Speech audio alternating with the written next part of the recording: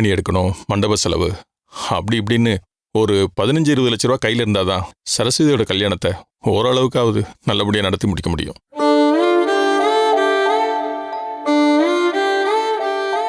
இதுக்கு தாமா விரலுக்கு தகுந்த வீக்க வேணும்னு சொல்றது. நம்ம ஸ்டேட்டஸ்க்கு தகுந்த மாதிரி ஒரு மாப்பிளையை பார்த்துருந்தோம்னா இப்படி உட்காந்து யோசிக்க வேண்டிய அவசியம் இல்லைல்ல. எப்ப கல்யாணத்தை வச்சுக்கலாம்னு தைரியமா கேட்டுப்போம்ல. ஆமாண்டா, திரும்ப திரும்ப அங்கேயே வந்து நில்லு. அம்மா, நான் சொல்றது உனக்கு புரியுதா? முதல்ல உனக்கு புரியுதான்னு கேட்டுக்க.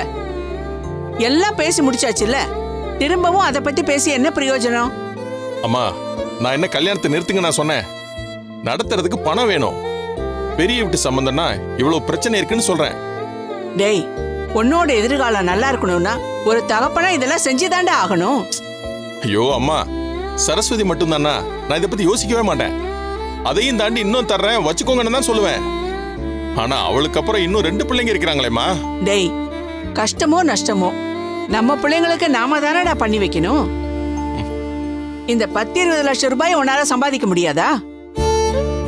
அம்மா, நானும் ரொம்ப வருஷமா இப்படிதான் இருக்கணும், இப்படிதான் பண்ணணும்னு கால்குலேட் பண்ணி லைஃப் ரன் பண்ணிட்டு இருக்கேன். அதை திடீர்னு வந்து மாத்தினா எல்லாம் கொலாப்ஸ் ஆயிடுமா? மற்ற பிள்ளைங்களோட படிப்பு, கல்யாணம் இதெல்லாம் பார்க்க வேண்டாமா? சரஸ்வதி கல்யாணத்தை நல்லபடியா பண்ணி வைக்கணுங்கிறதுல எனக்கு எந்த மாற்று கருத்தும் கிடையாது. ஆனா இன்னைக்கு எடுத்து செலவு பண்ணிட்டோம்னா நாளைக்கு அவங்களோட லைஃப், அதையும் நம்ம யோசிக்கணும்லாமா? டேய், கடவுள் மேல பாரத்தை போட்டுட்டு இந்த கல்யாணத்தை நல்லபடியா நடத்தி முடி. மத்ததெல்லாம் தானா நடக்கும். ஏமா, திடுதிப்புன்னு கடவுள் வந்து பிச்சுக்கிட்டா கொடுப்பாரு? என்னங்க, என் பெரியப்பா பையன் ஃபினான்ஸ்ல தான் இருக்கான். நான் வேணா அவன்கிட்ட வட்டிக்கு கேட்டு பார்க்கவா? என்ன பேசுற? கை மாத்த கடன் வாங்குறதே தப்புன்னு நினைக்கிறவனா? வட்டி கடன் வாங்கி அந்த சுமையெல்லாம் என் பிள்ளைங்க தலையில சுமத்தலான்னு பாக்குறியா?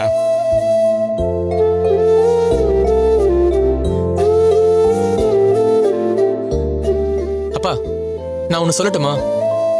நான் என் படிப்பு முடிச்சதும் யூஎஸ் போய் ஒரு கோர்ஸ் பண்றதுக்காக ஒரு 10 லட்ச ரூபாய் எஃப்டில போட்டு வச்சிருக்கீங்கல்ல, அத வேணா எடுத்துக்கோங்களேன்ப்பா.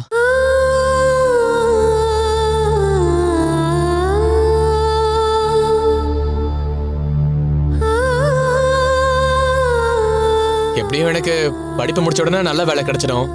நான் பார்ட் டைம் ஜாப் பண்ணிட்டு 1 or 2 இயர்ஸ்ல யூஎஸ் போயிடுவேன்ப்பா. எனக்கு அது ஒன்றும் பிரச்சனை இருக்காது. அக்காவோட கல்யாணம் நல்லபடியா நடக்கணும்பா, அது முதல்ல பார்க்கலாமே. மத்ததெல்லாம் நான் வேலைக்கு போய் பார்த்துப்பேன்ப்பா, நீங்க ஒன்றும் கவலைப்படாதீங்க.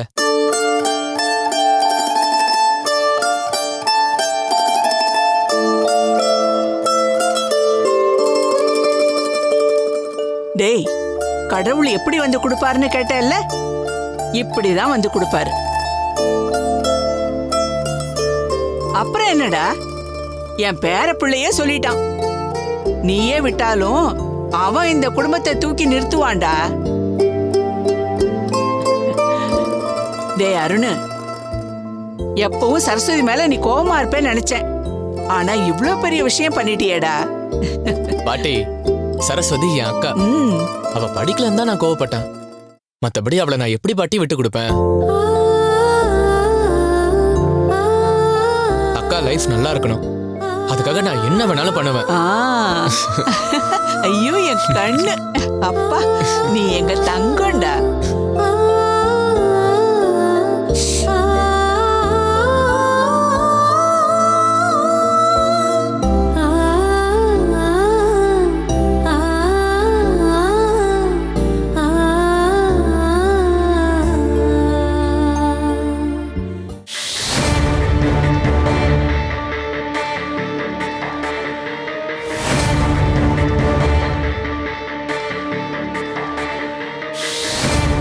அம்மா, பாப்பா அழுதுச்சுன்னு நீங்க சொன்னதை கேட்ட உடனே என் மனசு தாங்கலம்மா.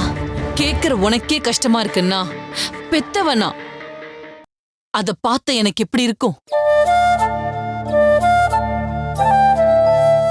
என் வாழ்க்கையே பசங்களுக்காகத்தான். அவங்களுக்கு தேவையான எல்லாத்தையும் பண்ணி கொடுத்துட்டேன்னு பெருமையா இருந்தேன். ஆனா இந்த ஒரு விஷயத்துல தோத்து போயிட்டேன். ஏதாவது செய்யணும், ஏதாவது செஞ்சு என் பொண்ணோட வாழ்க்கைய சந்தோஷமாக்கணும். ஆஹா, இந்த அம்மா என்கிட்டயே ஆலோசனை கேக்குதே. நான் என்ன செய்யறது இப்போ? என்ன சும்மா நிக்கிற? உன்கிட்ட தான் கேக்குறேன் கீதா. ஏங்க, உங்களை தான் கேட்டுட்டு இருக்காங்க. நீங்க தரைய பார்த்துட்டு இருக்கீங்க. அம்மா எதை கேட்டுட்டு இருக்காங்களே. உனக்கு இங்க என்ன வேலை? நீ போய் சமையல் வேலையை பார்ப்போ. அதெல்லாம் முடிச்சிட்டேன். அப்படின்னா எனக்கு ஒரு பனங்கள் கண்டு காஃபி போட்டு கொண்டு வா போ. நான் எதை பத்தி பேசிக்கிட்டு இருக்கேன்? நீங்க என்ன பண்ணிக்கிட்டு இருக்கீங்க? நீ தண்ணி அங்க வச்சிட்டு போ.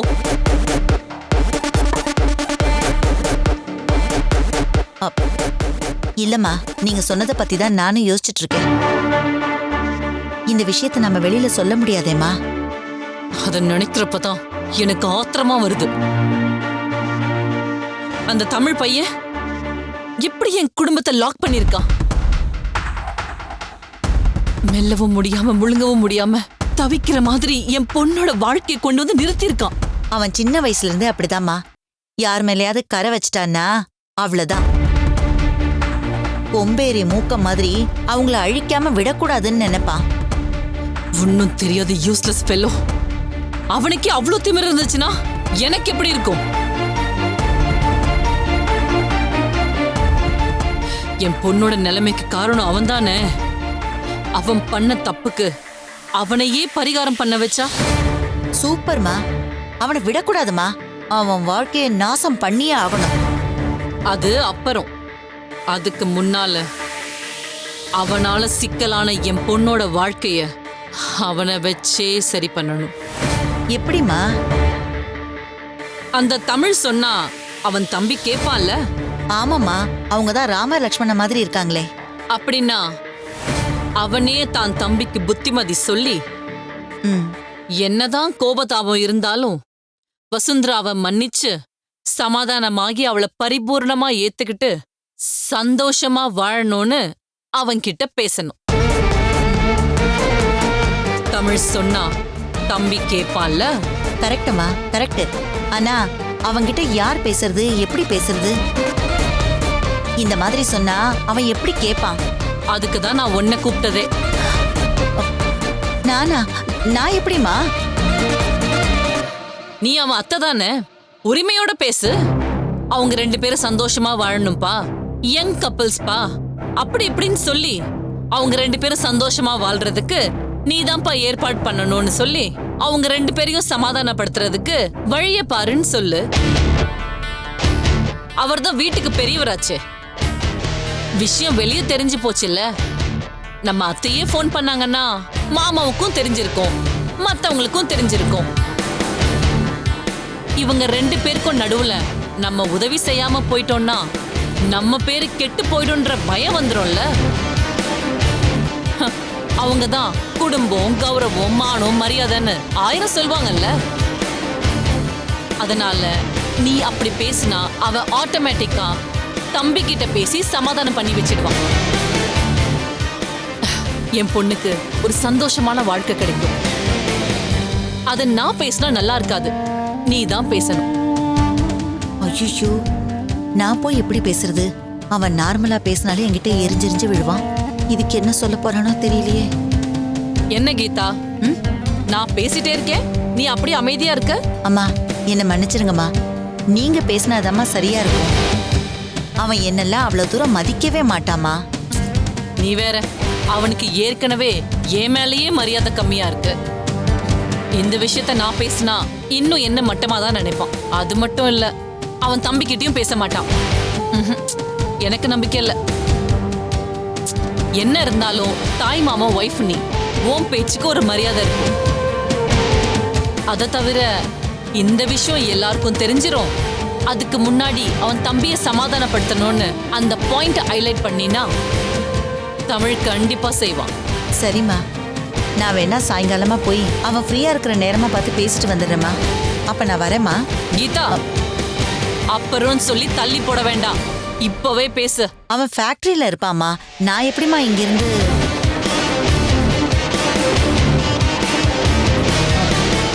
ஓ, போன்ல பேச சொல்றீங்களாம்மா? அது சரியா வராதுமா. இந்த மாதிரி விஷயத்தெல்லாம் நேர்ல போய் பேசணுமா? பரவாயில்ல, இங்க இருந்தே பேசு. நீ பேசும்போது அவன் என்ன சொல்றான், அவன் ரியாக்ஷன் என்னவா இருக்குன்னு எனக்கு தெரியும். அதை வச்சே அவன் இதை செய்வானா மாட்டானான்னு எனக்கு தெரிஞ்சிடும். என் முன்னாடியே பேசு. ஐயோ, இந்த அம்மா பயங்கரமா கேட்ட போடுதே. இதுல இருந்து எப்படி தப்பிக்கிறது ஒண்ணுமே புரியலையே. என்ன யோசிக்கிற? ஃபோன் பண்ணு. அம்மா, என் மொபைல்ல டவர் கம்மியா காட்டுதுமா. இந்தா, என் போன்ல பேசு. அம்மா, உங்க போன்ல பண்ணா நீங்க தான் பண்ண சொன்னீங்கன்னு அவனுக்கு தெரிஞ்சிராது? தெரியட்டும், அதனால என்ன? இந்தா பண்ணு. அம்மா, என் போன்லயே டவர் வந்துருச்சு. இப்ப நான் பண்றேன். சரி பண்ணு.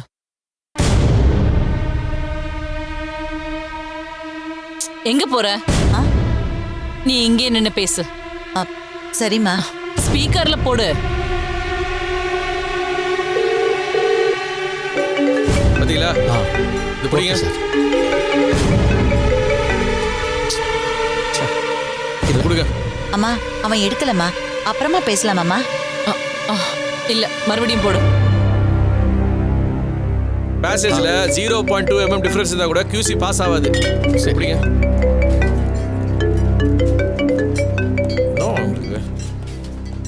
அத்தை, வேலை விஷயமா நான் பிஸியா இருக்கும்போது எதுக்கு ஃபோன் பண்ணி டிஸ்டர்ப் பண்ணிருக்கீங்க? தமிழ், ஒரு முக்கியமான விஷயம்ப்பா. கொஞ்சம் ஃப்ரீயா இருக்கியா? என்ன முக்கியமான விஷயம்? என்னன்னு சொல்லுங்க. தமிழ், நான் சொல்றேன்னு கோச்சுக்காத. எனக்கு ஒரு விஷயம் தெரிஞ்சது. அதை எப்படியாவது உங்ககிட்ட சொல்லி. சுத்தி வளைச்சு பேசாம நேரா விஷயத்துக்கு வாங்க. இல்லப்பா, உன் தம்பி சம்சாரமும் சந்தோஷமா இருக்கிறதா தானே நம்ம எல்லாரும் நினைச்சிட்டு இருக்கோம். ஆமா, அதுக்கு என்ன?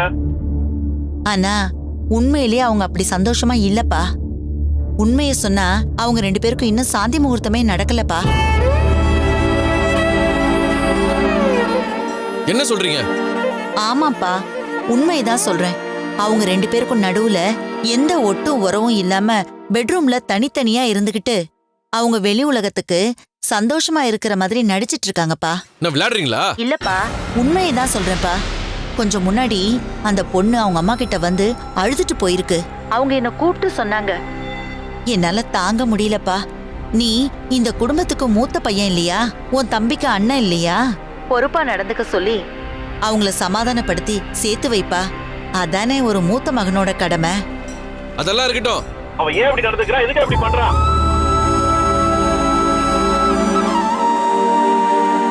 அது வந்துப்பா, இந்த மகாபலிபுரம் போய் ரூம் போட்டு பிரச்சனை ஆயிடுச்சு இல்லையா? அதுக்கு பின்னாடி வசுதா சதி பண்ணிருக்கான்னு தெரிஞ்சதோ புரிஞ்சுதோ என்னவோ தெரியலப்பா. கார்த்திக் கோச்சுக்கிட்டு சண்டை போட்டுக்கிட்டு இருக்கான்ப்பா. அது தெரிஞ்சுதான் தள்ளி வச்சிருக்கான்னு வசு வந்து அழுதுட்டு சொல்லிட்டு போயிருக்கா. கார்த்திக் இந்த விஷயம் எப்படி தெரியும்?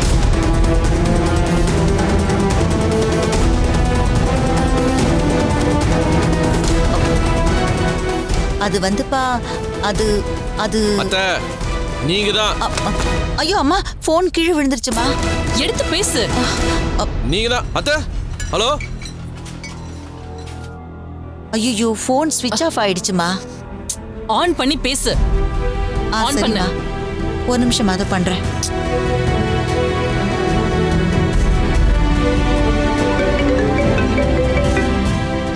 அத்தை, தமிழ், கை தவறி போன் கீழே விழுந்துருச்சுப்பா. நான் விளையாடுறீங்களா? இந்த விஷயம் உங்களுக்கு என்ன தவிர வேற யாருக்குமே தெரியாது. கார்த்திக் யார் சொன்னது? அவனுக்கு எப்படி தெரியும்ல எனக்கு தெரியாதுப்பா. என் காதுக்கு இந்த விஷயம் வந்தது. அத உன் காதுல நான் போட்டுட்டேன். எது எப்படி இருந்தாலும் அவங்க 2 பேரும் சந்தோஷமா இருக்கணும்பா. நம்ம குடும்பத்துக்கு மூத்த மகனா இருந்து நீ தானே அவங்க 2 பேருக்கும் கல்யாணம் பண்ணி வச்ச. சின்னஞ்சிருசுங்க, அவங்க வாழ்க்கை வீணாயிடக்கூடாதுப்பா. தமிழ், நீ சொன்னா கார்த்திக் கேட்பான். அவங்களை எப்படியாவது சமாதானப்படுத்திடு. நான் போனை வச்சிடுறேன்ப்பா.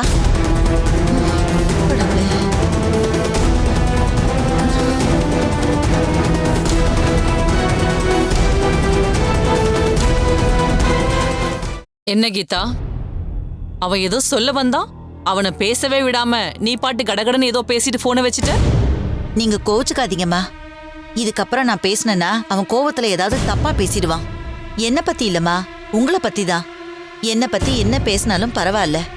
நான் தாய் மாமன் பொண்டாட்டி, சரி சரின்னு போயிடுவேன். ஆனா உங்களை பத்தியோ உங்க பொண்ணை பத்தியோ ஏதாவது பேசுனா நீங்க தாங்குவீங்களா? ஏதாவது கோவத்துல சண்டையும் பிரச்சனையும் பெருசாயிடுமேம்மா. அதனாலதாம்மா கட் பண்ணிட்டேன். வேற ஒண்ணும் இல்லம்மா. ஆனா இவ்ளோ தூரம் பேசுறவன் செய்வான்னு நினைக்கிறியா? கண்டிப்பா செய்வான். ஏன்னா நான் இவ்வளவு தூரம் பேசியிருக்கேன்ல. நீங்க சொன்ன மாதிரி நமக்கு தெரிஞ்ச மாதிரி அவனுக்கும் மத்தவங்களுக்கு தெரிஞ்சிடுங்கிற பதட்டம் இருக்கும் இல்லம்மா. கண்டிப்பா செய்வாமா.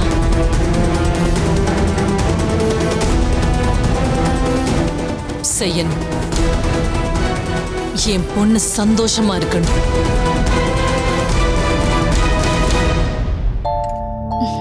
போதும்.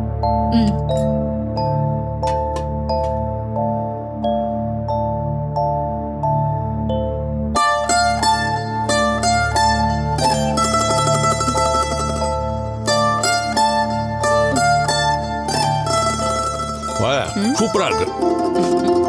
அப்படிங்களா? உனக்கு கொஞ்சம் போடவா?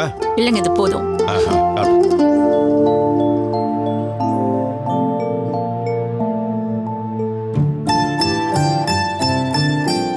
ஏமா இதோட சேர்த்து வாழைப்பூ வடையை சாப்பிட்டா சூப்பரா இருக்கும்ல? என்னாச்சு உங்களுக்கு? எதுக்கு இப்ப கண்டதையும் சாப்பிடணும்னு ஆசைப்படுறீங்க? என்னம்மா வாழைப்பூ வடை தான் சொன்னேன். வாழைப்பூட உடம்புக்கு நல்லது தானே? நல்லதுதான். ஆனா எண்ணெயில போட்டு பொரிச்சதுக்கு அப்புறம் நல்லதும் கெட்டதுதான். நம்ம வீட்டுல இருக்கிறவங்களோட நல்லதுக்காக தான் நான் தேடி தேடி வரகு, சாம, குதிரைவாளின்னு வாங்கிட்டு வரேன். அதுல கூட யாரும் ஏமாத்திடக்கூடாதுன்னு பார்த்து பார்த்து ஒவ்வொன்னையும் வாங்குறேன். இதெல்லாம் தெரிஞ்சது தானேம்மா. இது பாருங்க, இன்னொரு தடவை எண்ணெய் பலகாரத்தோட ஏதாவது ஒரு பேர் உங்க வாயில வந்தது. எப்படி வரும்? இனிமே வராது. இன்னைக்கே வாயை எழுத்து பிடிச்சி தைச்சிடுறேன். அதுவும் ஆர்கானிக் நூலாலே தைச்சிடுறேன். ஓகேவா?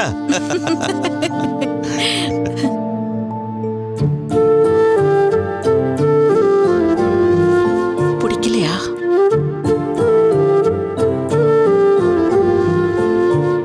மா, என்னம்மா என்ன யோசிச்சுக்கிட்டே இருக்க? சாப்பிடு. சரிங்க ஆண்டி. புதுசு இல்லம்மா, அதான் கஷ்டமா இருக்கு. வசு, முதல்ல இத சாப்பிட தோ இவங்க கூட தான் யோசிச்சாங்க. ஆனா இப்போ இவங்களால வேற எதையுமே சாப்பிட முடியல. பழகிடுச்சுல்ல. போக போக உனக்கும் பழகிடும். ஆரம்பத்துல கொஞ்சம் கஷ்டமா தான் இருக்கும். உடம்புக்கு நல்லது இல்ல. சாப்பிடு. சரிங்க ஆண்டி.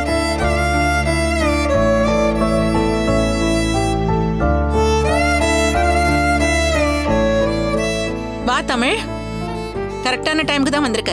வா உட்கார் சாப்பிடலாம். இல்லம்மா, நான் கொஞ்சம் ஃபேஸ் வாஷ் பண்ணிட்டு வந்துடுறேன். டேய் கொஞ்சம் சீக்கிரம் வாடா. என்னைக்காவது நாள் தான் மத்தியானத்துல சேர்ந்து உட்காந்து சாப்பிட்றோம். ஆமா, கார்த்தி எங்க? கார்த்திக்கு கொஞ்சம் வேலையா இருக்குன்னு வரல. நான் வேணா அவனுக்கு லஞ்ச் பேக் பண்ணி கொண்டு போயிடுறேன். அபி, கார்த்திக் கொஞ்சம் லஞ்ச் பேக் பண்ணி வச்சிரேன். ஏய் இல்ல இல்ல, போதும் போதும், நான் சாப்பிட்டேன், போதும். என்னாச்சுமா? சாப்பாடு பிடிக்கலையா? இல்ல ஆண்டி, எனக்கு நிஜமாவே போதும். நான் அவ்வளவுதான் சாப்பிடுவேன். சரி சரி, உன்னால எவ்வளவு முடியுமோ அவ்வளவு சாப்பிடு. சரி அபி, இந்த தட்டு எடுத்துரு. சரிங்க. அம்மா ஒரு நிமிஷம். நாம சாப்பிட்ட பிளேட்டை நாம தாமா வாஷ் பண்ணணும்.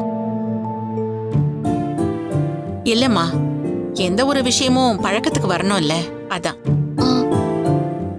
சாரி ஆண்டி, கார்த்திக் கூட சொல்லிருக்காரு, நான் தான் கொஞ்சம் மறந்துட்டேன். பாத்தீங்களா நம்ம கார்த்திய? இப்பவே மருமகளை நம்ம வீட்டுக்கு ஏத்த மாதிரி பழக்க ஆரம்பிச்சிட்டான். பின்ன என்னம்மா, அவன் யாரு? நீ வளர்த்த பிள்ளையாச்சே.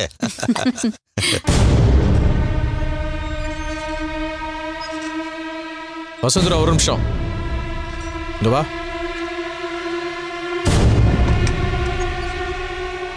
சொல்லுங்க மாமா. நான் தான் விஷயத்தை யார்கிட்ட சொல்லணும்னு சொன்னேன்ல, எதுக்காக உங்க அம்மா கிட்ட சொன்னேன்? உனதான் கேட்குற வசுந்தரா. எதுவாக இருந்தாலும் வாய் திறந்து பேசு. எதுவா இருந்தாலும் கேட்கலாமா மாமா? கேட்டா வருத்தப்பட மாட்டீங்களே? என்ன கேட்க போற நீ? எதுவாக இருந்தாலும் என்கிட்ட கேளு. என்ன யார்கிட்டயும் சொல்ல வேணாம்னு சொல்லிட்டு நீங்க உங்க தம்பி கிட்ட சொல்லிட்டீங்களே மாமா. என்ன சொல்ற? உங்க தம்பி என்கிட்ட சரியா பேசுறது கூட இல்ல தெரியுமா? நான் பண்ண தப்புக்கு என்ன பழி வாங்குறாராம். நான் மன்னிப்பும் கேட்டுட்டேன். ஆனாலும் அவரு எவ்வளவு கஷ்டமா இருக்கு தெரியுமா? ஏய், என்னாச்சு? என்ன நடக்குதுங்க?